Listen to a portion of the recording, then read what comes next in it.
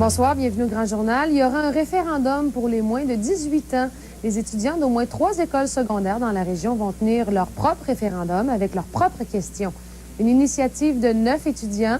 Ils ont conçu ce kit du référendum jeunesse. Pierre Sirois a rencontré des jeunes très intéressés à se prononcer sur leur avenir, mais aussi des directeurs d'école qui ne sont pas tous réceptifs à ce genre d'activité.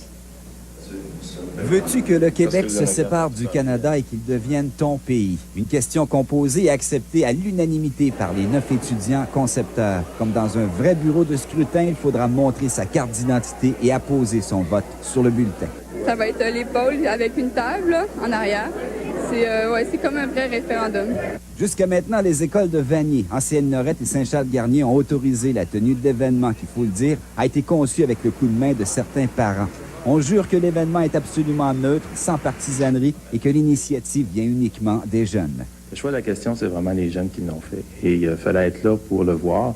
Ça leur a pris 15 minutes de trouver la question. Dans les écoles concernées, la grande majorité des élèves approuvent l'activité. De toute évidence, ils se sentent concernés.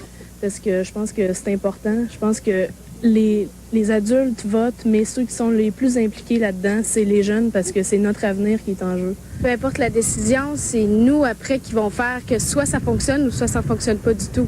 Puis il y a beaucoup de monde, beaucoup de mes amis qui sont frustrés. Ils aimeraient ça que ce soit 16 ans et plus pour le vote. Là. Ça suscite plus encore votre intérêt sur le sujet? Oui, un peu plus, oui.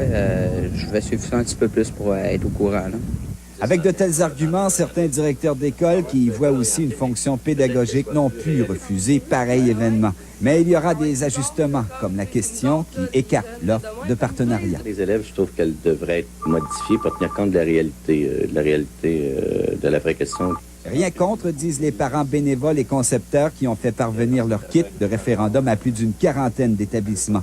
2 autres écoles ont fait savoir qu'ils tenaient leur propre référendum avec la vraie question et quelques-unes ont fait savoir qu'ils refusent de mêler les jeunes, l'école et la politique. Enfin, je pense que ce n'est pas la mission de l'école de les influencer à voter soit d'un sens ou de l'autre. Évidemment, par crainte d'être identifiés dans un camp ou dans l'autre, les directions d'école ont quand même fait la demande de garder le résultat de chaque école confidentiel. C'est donc un résultat global qui sera rendu public. Quant à la question, même si elle ne fait pas à l'unanimité, elle a toujours le mérite d'être plus courte que la vraie. Pierre Sirois, Le Grand Journal, à Québec.